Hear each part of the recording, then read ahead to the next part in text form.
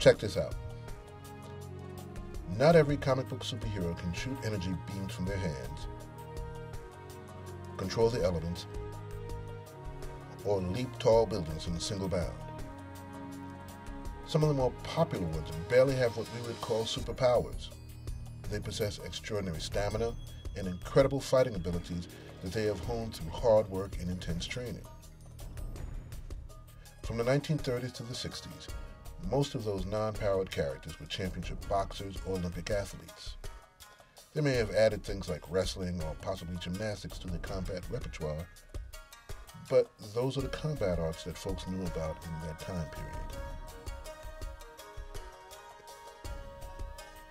In the 1970s, Bruce Lee and the Kung Fu explosion took over popular culture, and bam! Suddenly, it seemed as if every heroic character in TV, movies, books, and so on was some sort of martial arts master. Comic book publishers were quick to tap into this, creating new characters or doing retcons of existing characters. A retcon is when you go back and change something in the past in order for it to work in the present.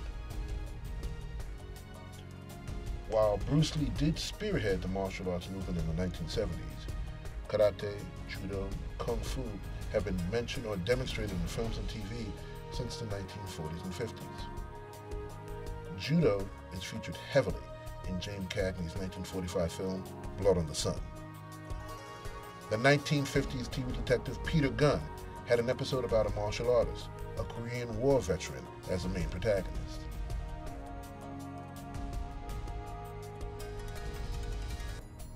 There are even a few comic book characters that existed before the martial arts explosions who were martial artists. This is my list of martial arts superheroes.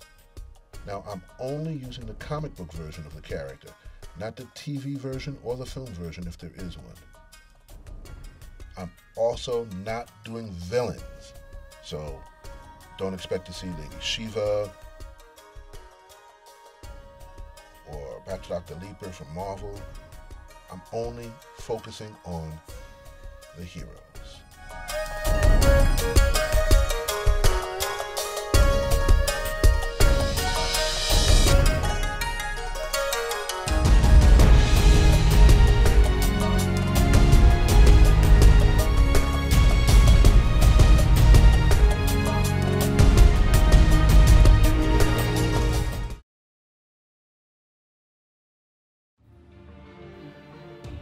Daredevil, Marvel Comics Group. Created in 1964 by Stan Lee and Bill Everett, and then further developed by Wally Wood, he is one of the characters who were retconned into being a martial artist later on.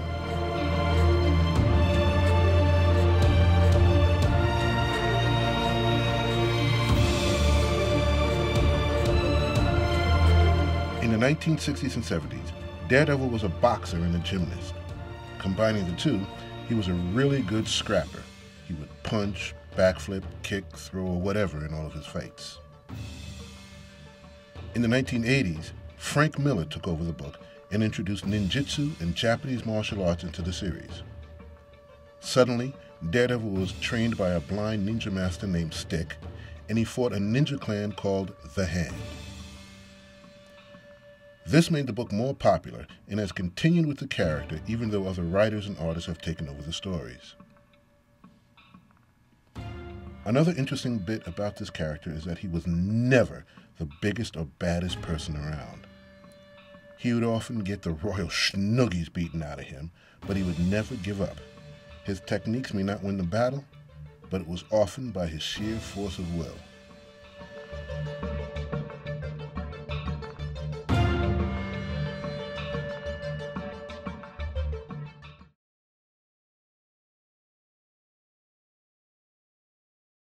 The Badger, Capital, then First Comics.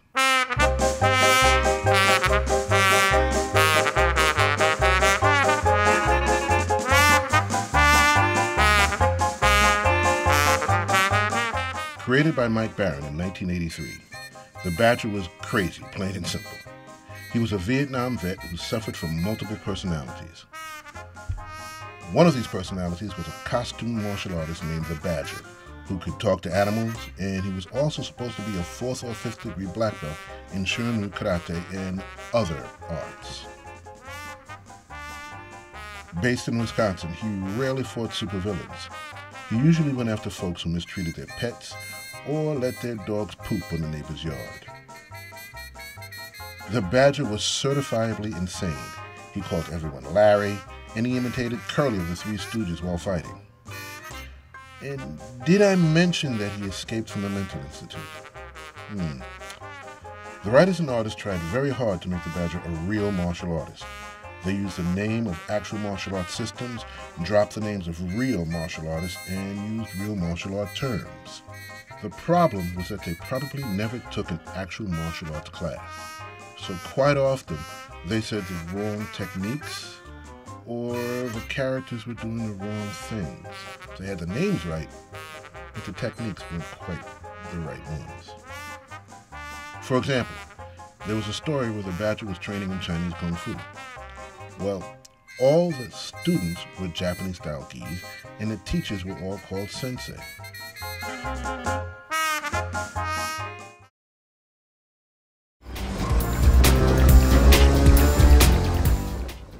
Wildcat, DC Comics. Wildcat is one of the old-timers on this list. Created by Bill Finger and Erwin Hassan in 1941, Wildcat was a heavyweight boxer wrongly accused of murder. Inspired by another superhero, Wildcat makes a costume hiding his face and using his boxing skills to bring the gangsters to justice and clear his name. After that, he starts a crime fighting career. You have to remember that in the 1940s, boxing and wrestling, Greco-Roman style wrestling, were the main combat arts that folks really knew about. In the DC mythology, Wildcat is also responsible for training some of the younger superheroes, and in some stories, he also trained Batman.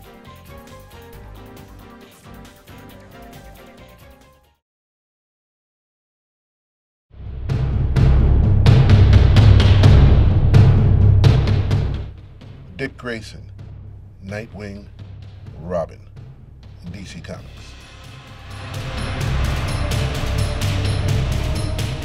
Now there are several characters who became Robin, Batman's young partner. I'm going to start with the original and probably most well-known of all of them, Dick Grayson. Created in 1940 by Bill Finger and Bob Kane, Dick Grayson was the 8-year-old son of a family of performing acrobats known as the Flying Graysons. After the young boy witnessed his parents' murder, Bruce Wayne became his legal guardian. Combining Batman's training in hand-to-hand combat, again in the 1930s and 40s it was boxing and wrestling, with Grayson's acrobatic skills, Robin becomes Batman's sidekick and a formidable crime fighter. In the early 80s, Dick Grayson stops being Robin and becomes Nightwing. Also in the 1980s, some writers had Dick Grayson trained by various martial art masters, some of whom had even trained Batman. But basically, Dick Grayson was trained by Bruce Wayne, Batman.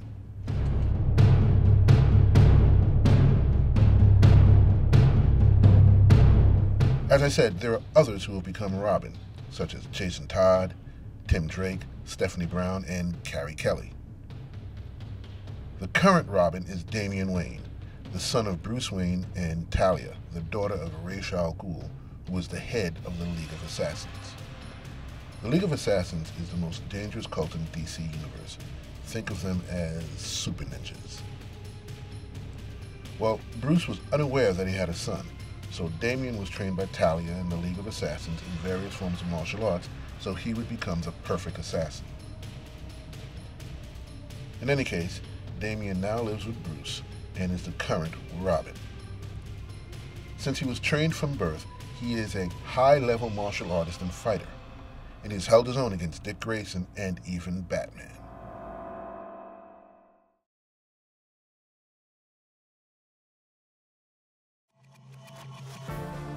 Judo Master, Charlton Comics, DC. One of the superheroes published before the Bruce Lee Kung Fu explosion in the 1970s. Judo Master was created by Joe Gill and Frank McLaughlin in 1965. In World War II, Army Sergeant Hadley Rip Jagger and his unit was stationed on an island in the Pacific. While there, he rescues the daughter of the island chief. Grateful, the chief teaches Rip the secret deadly martial arts, basically judo. Jagger then puts on a red and yellow outfit that has the rising sun flag of Japan symbol on it and becomes Judo Master. Honestly, I never understood how Judo Master could fight for the Americans in World War II wearing that outfit. If anything, he would have been branded a traitor. In any case, what was special about that comic book was a one-page insert showing an actual judo technique. After reading these pages, kids swore they knew judo. Since then, the Charlton line has been bought by DC Comics, who has had different people use the Judo Master title, and they've also made alterations to the costume.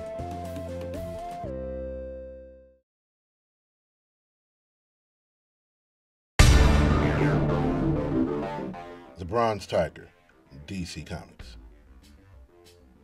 Jumping on the trends of the early 1970s, writer Denny O'Neil and artist Jim Bray combined the martial arts genre with blaxploitation films and created The Bronze Tiger.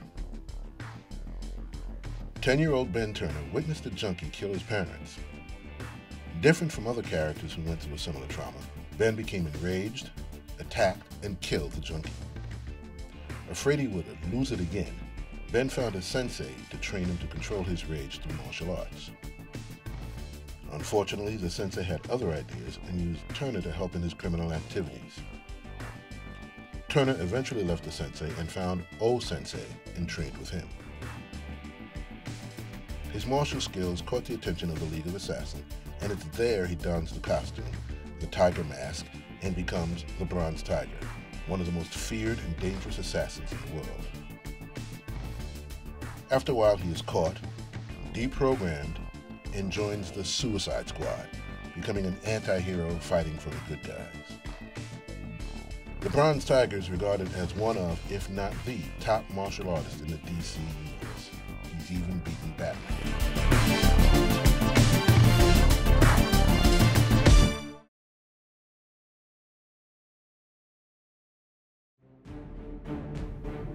Iron Fist, Marvel Comics Group. Iron Fist is born directly from the Bruce Lee Kung Fu explosion of the 1970s. Created by Roy Thomas, who said, "I'd seen my first Kung Fu movie even before Bruce Lee one came out, and it had a thing called The Ceremony of the Iron Fist. I thought that was a good name, and we already had Master of Kung Fu comic book going, but I thought maybe a superhero called Iron Fist, even though we had Iron Man, would be a good idea. Stanley liked the name, so I got hold of artist Gil Kane, and we designed the character together. Iron Fist contained the same elements of the classic pulp stories that were so popular in the early part of the 20th century. It had an ancient magical city that appeared in the Himalayan mountains every 10 years or so. Mystical rites and rituals that vaguely resembled Chinese or Japanese mythology. And an orphan who was adopted by the leader of the city, who becomes that city's greatest warrior.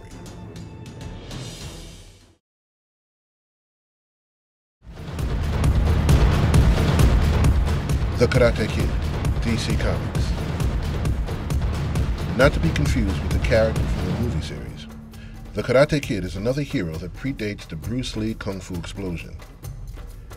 He was created in 1966 by Jim Shooter as a member of the 31st century group of teenagers called the Legion of Superheroes. His origin is indicative of the lack of knowledge folks had about martial arts, Japanese, Chinese, and Korean culture in the 1960s and 70s. Val Armour's father was the top crime lord in Japan, his mother a secret agent. She tried to keep his birth a secret from the crime lord and was killed for her efforts. The crime lord in turn was killed by the sensei, Japan's greatest hero. The sensei adopts Val and trains him in various martial arts. Val becomes so good that he is the youngest person to attain the awesome rank of samurai. You gotta remember, This is comic books in the mid-1960s. This is the same era where if you were caught in the middle of a nuclear or gamma bomb explosion, you could become a giant green super strong monster. Val joins the Legion of Superheroes and partners with such heroes as Lightning Lad, Princess Projecta, Brainiac 5, Pharaoh Lad, Satin Girl, and so on. These young heroes fought crime all over the galaxy.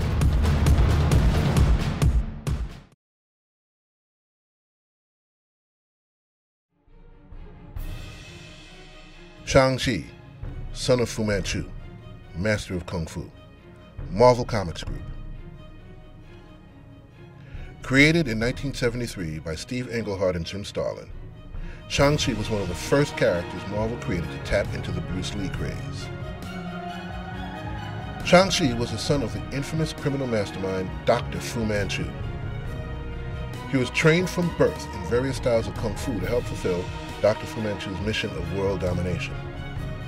Once he discovered the truth, he rebels against Fu Manchu.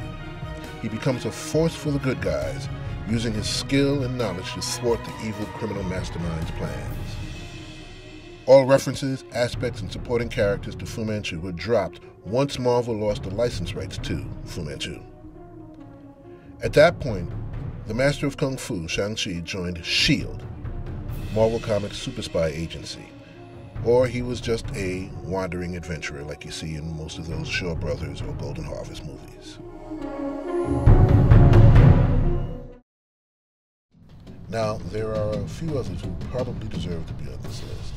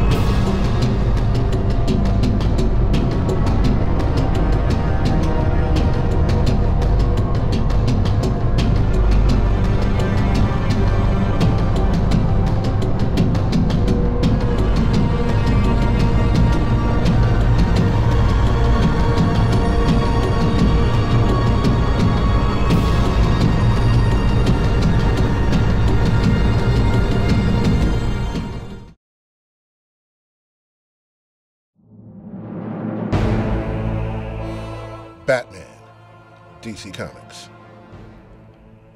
Created in 1939 by Bill Finger and Bob Kane, Batman is certainly one of the most well-known and oldest superhero or costume vigilantes in the comic books.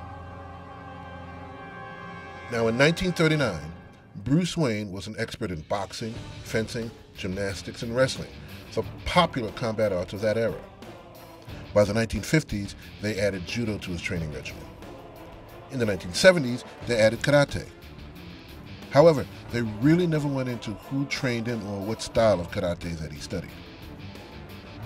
In the 1980s, Frank Miller, who had previously worked on Marvel's Daredevil, retconned Batman's origin to include his training in ninjutsu and other arts such as kung fu, taekwondo, and so forth. It was in this time period that Batman became a master of many different arts. This mastery mostly coming from what the writers knew about the martial arts from various magazines, movies, and TV shows. Unfortunately, most of the artists didn't train in the arts, so they were not that familiar with the stances, postures, and so on. So like others on the list, when Batman threw a kick or a punch, his body wouldn't necessarily be in the proper position. But to be honest, most of the readers didn't care if he was doing a proper side kick, reverse punch, or whatever. They couldn't care less if Batman was doing taekwondo, tang soo do, shotokan, wushu, wing chun, or whatever. They were happy with Batman whooping some villainous butt and using what I call bat jitsu, and sometimes I called it bat fu.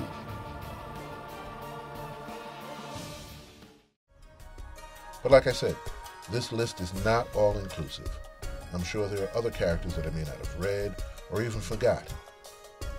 In any case, go out, go get the books, read them, have some fun.